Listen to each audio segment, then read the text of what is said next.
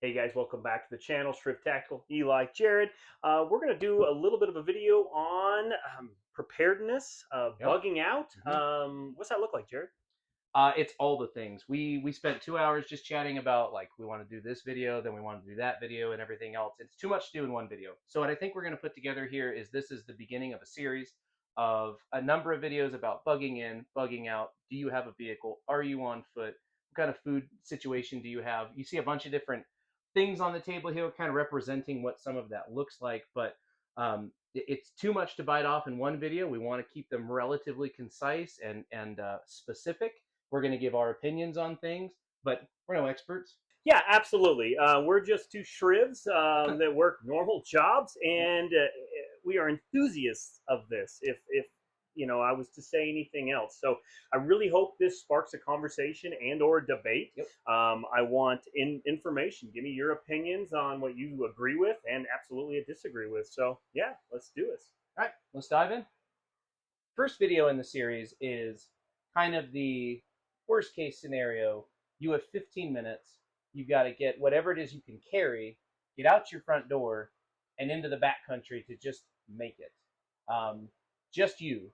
No family, no other pieces, and No that's burdens. no Burdens. There we go. No They are burdens. financial burdens, We're among other things. we're Yeah. not suggesting that we would leave our burdens behind, but for the sake of this video, it's you, anything that you possess, and you've got 15 minutes to get it together and get out the door to survive for a week, 2 weeks, 6 months, forever. Who knows? What are you taking and why? And we're going to start with what we're going to take weapons and ammo wise. So you don't see an AR on the table right now because I'm not taking an AR. This is a basic 308 bolt action. This is the Ruger American Gen 2. It is suppressed. It's got a scope on it. It's a 4-16. Nothing fancy. There's nothing fancy here. I'm going to take a complement of 308 ammo that's regular. I'm going to take some 308 subs. That's for being as quiet as I can be. If I can get close enough to something to shoot it, I think having an ability to shoot subsonic ammo with a suppressor makes this platform really, really quiet, but still allows me to have some range and the knockdown power of a 308. Now, I can't put a lot of ammo down range, obviously, so I'm not getting into any gunfights or gun battles, hopefully. I'm going to be more of the escape and evade mentality if it comes to that. Something a little bit closer up, I have, this is the Ruger RXM that I really like, or I would take a Glock, something very similar. A couple pieces on this. It's got a green dot that's solar powered. Maybe someday that thing dies. I still have iron sights that can co-witness through the red dot. And I think that's really important. If you're going to take a weapon into this situation, you want to be able to shoot without a red dot in case it fails or dies or anything else. It's got a flashlight, which is great until the battery dies, at which case I pull that thing off and I keep running with it. So I've got a couple of mags of 9mm, maybe a box of 50 rounds in my backpack that's loose that I can load up later. Um, I've got the 308. I'm going to take 140 rounds because 308's heavy, and it's mostly going to be for hunting. And that's what I'm taking because I'm not getting into a war or a gunfight, hopefully. I'm just trying to survive. What are you taking? What am I taking? I'm taking, excuse me, down here. We've got 19X, pretty much the same setup. I mean, a couple more rounds in the mag. RMR, red dot. Again, it's not solar powered like the Holliston 508 is on that bad boy there. However, batteries tend to last, in my experience, 3+ years on this thing. But again, co-witness sights, with or without it, it's going to function. Again, same thing. Maybe a box of ammo, a couple different mags as far as the sidearm goes here. Same with the flashlight. Obviously, once the battery dies, I don't plan on packing tons of batteries for it. Maybe an extra one, okay. Kind of go from there. Next, rifle-wise, Oh, suppressed takedown 1022. Not only could you break it down and throw it in the backpack if you needed to, nice little suppressed, quiet semi-auto rifle, especially when you're running subs. Why am I taking this guy? I mean, we can talk all the different arguments. Obviously, it is lethal. Does it pack as much of a punch as other calibers? Absolutely not. However, this thing running subs, suppressed, you don't even hear it. I mean, BB guns, airsoft guns, and pellet guns, they're louder than these things, or just as on par, running suppressed. So, I mean, as far as hunting, and again, we're talking about you're singular. You're going to be one unit walking around. You're going to be able to evade people. You're not going to engage anything intentionally in this scenario here. Getting back in the backcountry. I mean, for us, we're on the edge of the woods. We're going out in the sticks, as far as that goes. So that's where I'm leaving that one right there. And I like it, man. 22, bold choice. Yeah. And I mean, I think the bigger argument for me too with the 22 in that scenario is it's going to be functional on a number of different aspects. The other thing, stay tuned here. One sec. There we go. Another box. Knocking my stuff over, man. Another box. 2 more boxes. That's over 1,000 rounds of ammo right there. Over 1,000 rounds. So each one of those is 225 rounds. I think it's 1,125 rounds compared to that. And weight-wise, that's huge. Yeah, I can't argue with that particular piece. I think I'm eating elk. You're eating rabbit. But it's a lot of rabbits. It's a lot of rabbits. A lot of rabbits. One box, 225 rounds, and the weight's probably still less than that 140 rounds over there. Overall, the whole everything that weighs way less. This is going to weigh less. You have a lot more ammo to your name. I think it's something interesting to think about. One thing that I think is noticeable: there's not an AR on the table. We said you had 15 minutes and you had to pick one and go. And I'd like to think I can carry all my guns, but I can't. So. Yeah, and I think that's the worst part about it. You spend tons of money, you prepare for all this, and then at some point you may actually have to leave all your shit behind, and it hurts to even think it. Sure does. So, but all right, that's guns. Let's move on to the next one. Yep. All right, conversation about carriers or plate carriers. I think initially, you can disagree with me. I'm grabbing my plate carrier initially, and I'm one of those people that looks at it going, if I am going to be shot at, and I have no experience of that actually ever happening to me. However, if I got a plate carrier on, I've got protection. I understand it has a significant amount of weight. My only argument in this case is we're loading up a backpack, we're taking off, we're hitting the bricks up to the woods. I'm going to take it initially. And you know what? A little bit in, if I can't handle it anymore, I'm dropping plates or the whole carrier itself. So that's my argument, that I think you have an easy out. If it's getting tough, just get rid of it. And that's there. So what's yours? I went with like a micro chest rig. This is from Victos. I recently got this. I've got a little bit of field time on it. I really like it. It's obviously very minimalist. I've got 3 mag pouches. There's some molly on the front, so you can add some stuff to it, which I will do. And then a little admin pouch down there. Depending on what your use case is. It's super lightweight, it's breathable. Obviously, other than sweating a little bit right here where it sits, you're going to have a lot more airflow going on. What it doesn't do is stop bullets. So, not at all. While I am probably more likely to grab something like this, and again, in this scenario, we've been talking about it, it's escape and evade for me, and it's avoiding a gunfight at all costs. And so, I don't want to get shot at, and I understand. But I think for me, the mobility piece and just how lightweight it is, coupled with a backpack that's going to have probably 30, 40 pounds in it, I just feel like I'm going to be a lot more mobile and maybe be able to run away from the gunfight as opposed to having to engage in it. 100%. And I do not disagree one bit. Again, for me, it probably falls back to, gosh darn, you got all this gear and you're just like, I want to bring it all. But in this scenario, you can't. And this thought process for me is take it. And you know what? If initially you can't, dump it and get rid of it. And I think it's kind of almost for me getting my cake and eating it too, just a little bit. So yeah. The final piece, a couple things we could touch on. You could go with like a Slickster plate and then run one of these over top, and you kind of got best of both worlds. Or the other thing you can do is obviously spend a couple $1,000s on some really nice plates, and then maybe this isn't so much of a conversation. But at the end of the day, this is what we got, and so this is what we're taking. 15 minutes or less. All right, what's the next topic we're going to talk about here? Next thing we're going to dive... Pack and goods in it? Yep, we're going to talk about backpack and some of the things we take. Okay. All right, here's the pack I'm grabbing right out of the gate. This is my backpacking pack. So obviously it's very comfortable. It's designed for backpacking and trekking and rucking, things like that.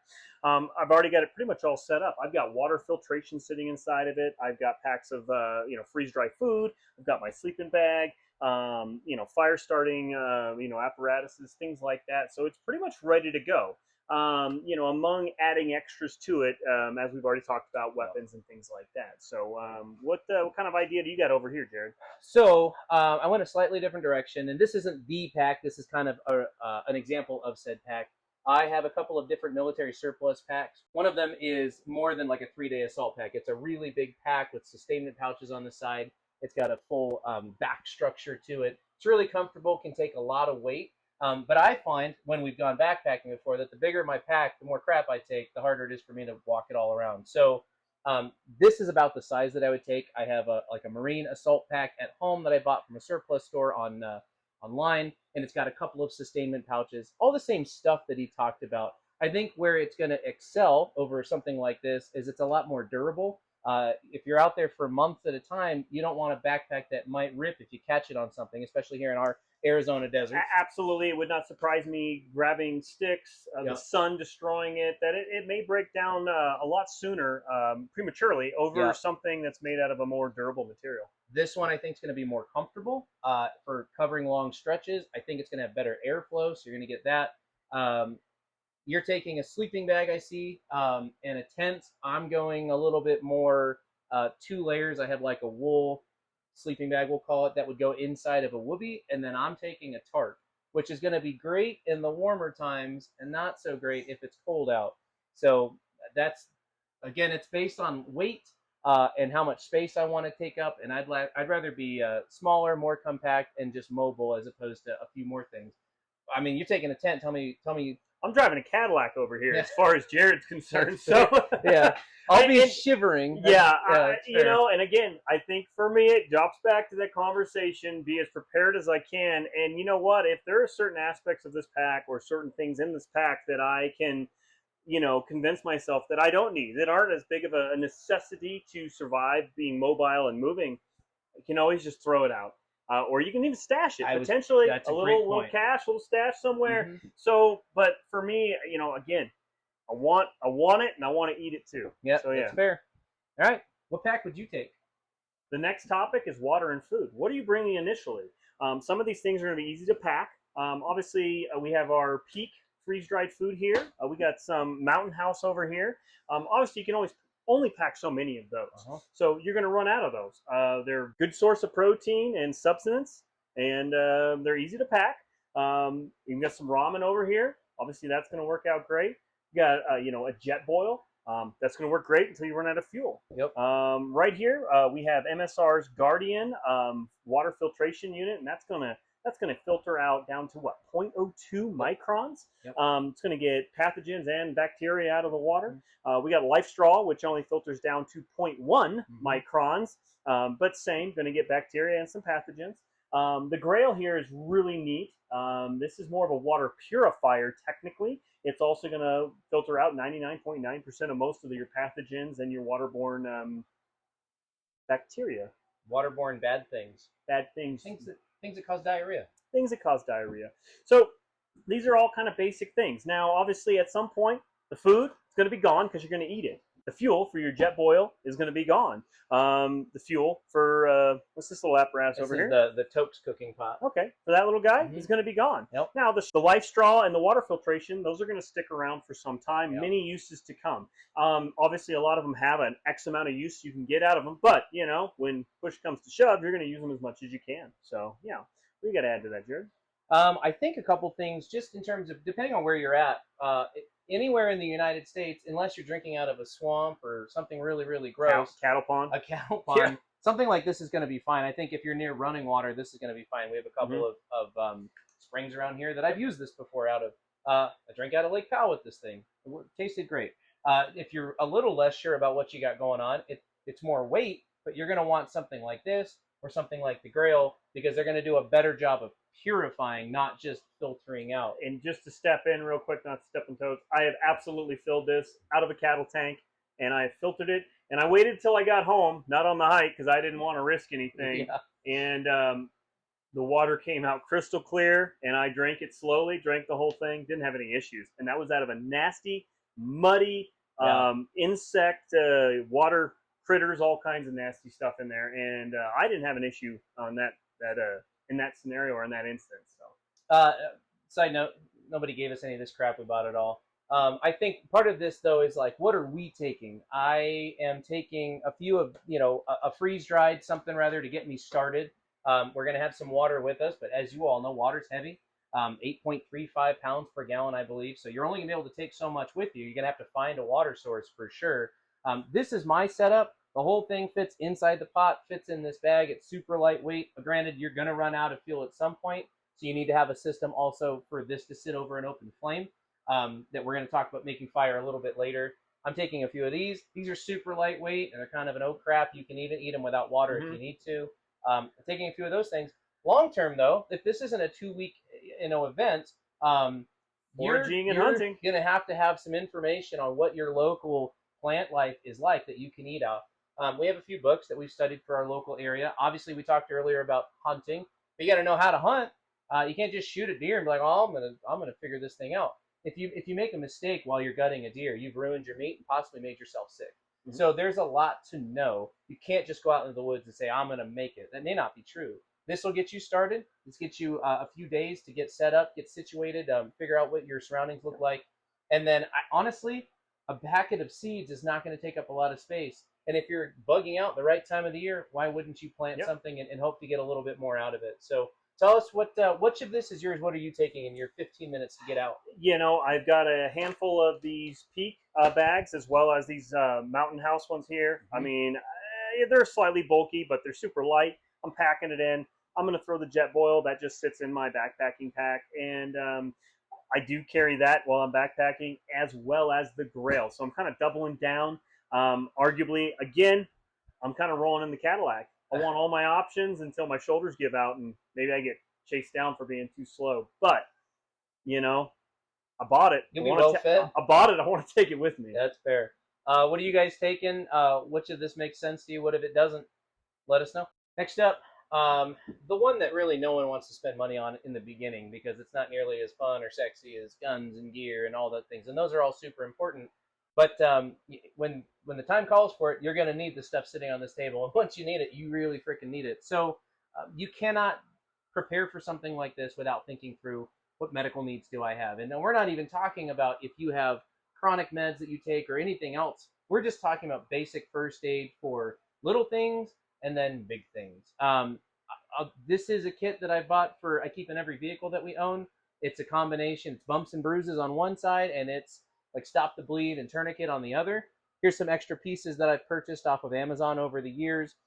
These are for bigger deals. This is gunshot. This is impaled with a stick. Cut yourself really badly with a knife. Some of this is for really bad situations that, gosh, if you're out there by yourself, you don't want to be in that situation, but you certainly don't want to be, unable to help yourself out. And then a few things that are a little bit more traditional: Band-Aids, some gauze pads. What's not up here is maybe like an ace wrap, some strips of cloth. You take an old shirt. I got those in there. I bet you do with that Cadillac kit that you got going on. I think the point that I want to make here is something like this is going with me because it's got a little bit of everything in it. And then I would have to look at adding a few more things to the backpack so that you can't bring the emergency room with you, unfortunately.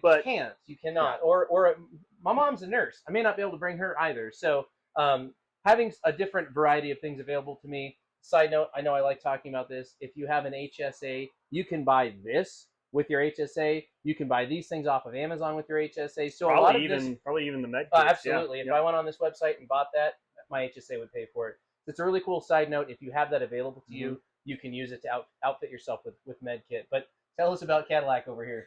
I mean, this one probably was a little more pricey. Now, if you know what you're looking for and you've done your homework, I think you can build this kit probably for a fraction of the price off of Amazon, at your local Walmart, at your local CVS, drugstore, whatnot.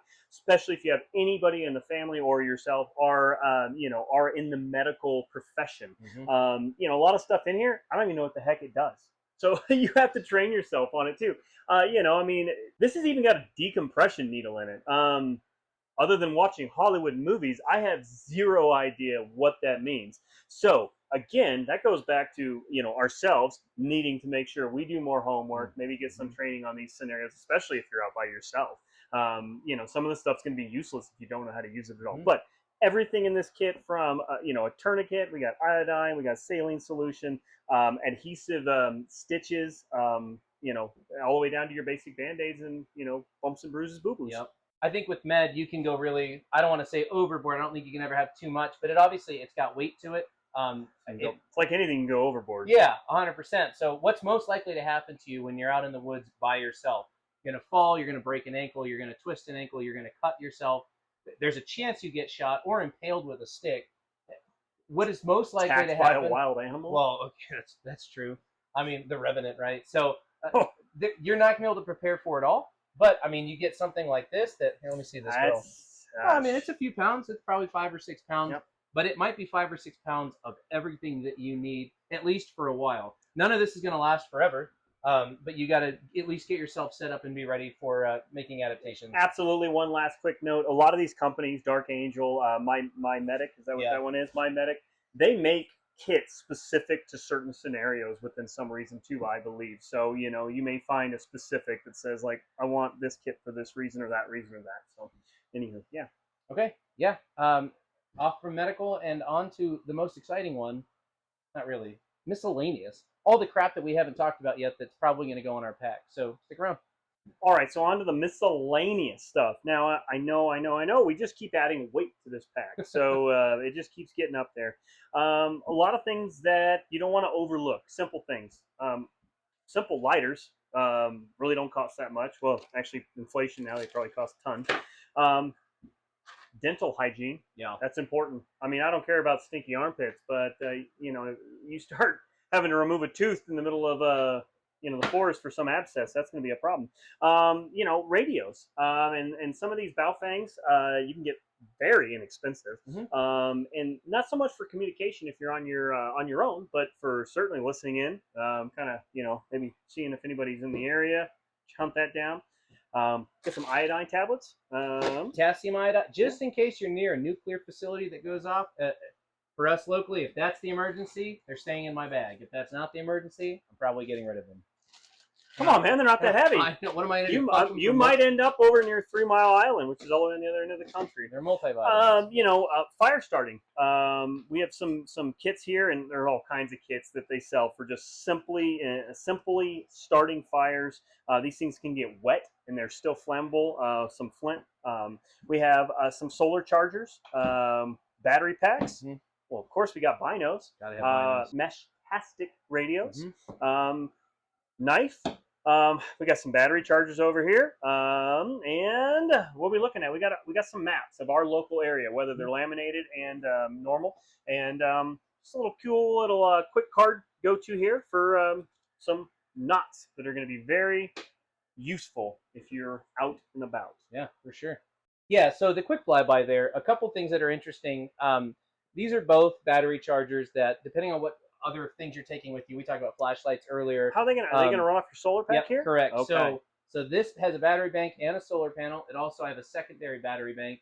It'll both connect to these, and then I can charge batteries off of this. The other thing I have is a lighter that can be recharged off of the battery bank as well. So I think keep it simple is smart. Take a pack of Bic lighters with you. That's going to last you probably a year.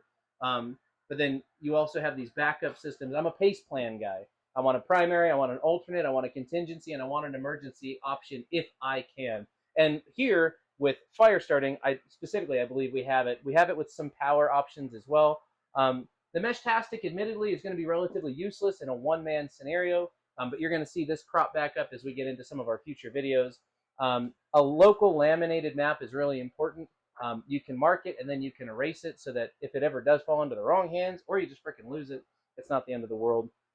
You talked about a knife. I think the last thing to just cover really quick on the miscellaneous piece is, what is the season, what's the environment you're going into, and what clothes are you going to wear? Absolutely. I mean, you don't need a whole entire wardrobe, but depending on how long this scenario lasts, you're going to want summer clothes and you're going to want winter clothes. Yeah. You're going to want some kind of water resistant, waterproof poncho. And those wad up into just tiny little balls, you know, and those are actually good. And just keeping you dry, even if it's cold outside. Staying dry is going to keep you a lot warmer, as many of you I'm sure know. So yeah, but you can't have everything for every scenario. But you know, as far as that goes. So if in 15 minutes, what am I throwing on and walking out with? Well, here it is. I'm walking out with, I've worn it on this channel before, that a Burlesstock, that long sleeve. It's kind of, it's knit. It's nice in the summer, and it's a good layer in the wintertime. Over that's going a regular shirt. Over that is going a light waterproof jacket. In my pack is going to be another wool undershirt for as the weather gets colder. I'm taking one pair of pants, man. I'm taking the Victos, the what are they? The Combat Contractor, yeah. Contractor AF. Contractor AF pants. They seem to be fairly durable. They're very durable. Some pretty tough brush, and they're holding in. And then shout out to Victos. I'm taking the Johnny Combat waterproofs. They're comfortable. They last a long time. Not going to breathe in the summertime. No. But I'm going to have smart wool socks on. Okay. And in the wintertime, depending if it's going to get wet, they're going to keep my feet dry. Yeah. That's what I'm wearing. Yeah. Oh, there you go. So, I mean, I'm not going to be much different in the thought process. So everything my brain goes to is trying to make my clothing a Swiss Army knife, so to speak.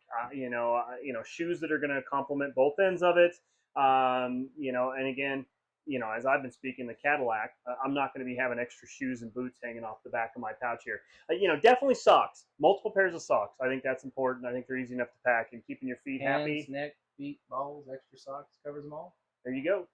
But I think feet is something that's going to be unhappy, especially if you're out there on them constantly. Yep. So, but yeah. All right. So obviously miscellaneous. There's probably things we missed. You're sitting there screaming at your screen right now, going, "How did they not talk about this or that or whatever?" True, it wasn't completely in depth. I'm sure there's a few things that'll end up in our packs that weren't on the table today, but hitting all the major genres for sure. And again, we are not the end all on this. That's true. We are two average Joes, like we've mentioned before, and just this dudes. is just dudes, dude. This is where we're at and what we've got ready to go. And again, we are absolutely open to missing it, and that's where we hope that these comments will give us some opinions and spark a debate. Yeah. As an educator, I love knowledge. So a couple final thoughts. The scenario we presented isn't the most likely. Needing to leave your house on foot by yourself, leaving all your whatever you called it behind. God knows what's happened. Yes. Yeah. In 15, it's not the most likely scenario, but it's the most egregious and the most like, holy crap. And it's the one that we started with. But with that said, these are the things that we would take with us. That's where we would go. We would try to make it as long as we possibly could. And my golly, any final thoughts? Not necessarily anything left here on the Cadillac side of the bench, other than I'm sure I'm going to be dead about a mile down the trail due to all the extra weight. Or at least you'll be able to find me because you'll find all the crap I'm leaving behind as a breadcrumb trail. Plate carrier. Oh my God. Anyways, yeah. Try to keep it concise. Hopefully you guys enjoyed this one. Like and subscribe as always. Leave some comments. We'll have another video coming out soon in the same genre at part 2 in our series. So stay tuned for that.